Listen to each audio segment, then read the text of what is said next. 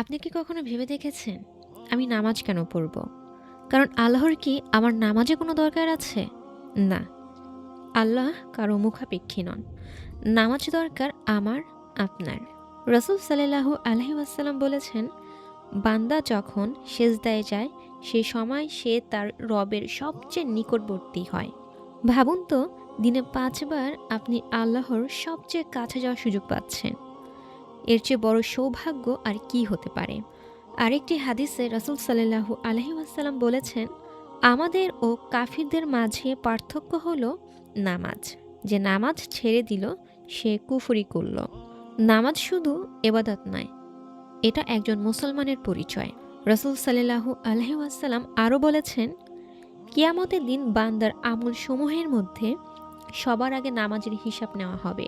যদি নামাজ ঠিক থাকে, তার সকল আমল সহজ হয়ে যাবে। আর যদি নামাজ নষ্ট হয়, সব কিছু ঝুঁকির মধ্যে পড়ে যাবে।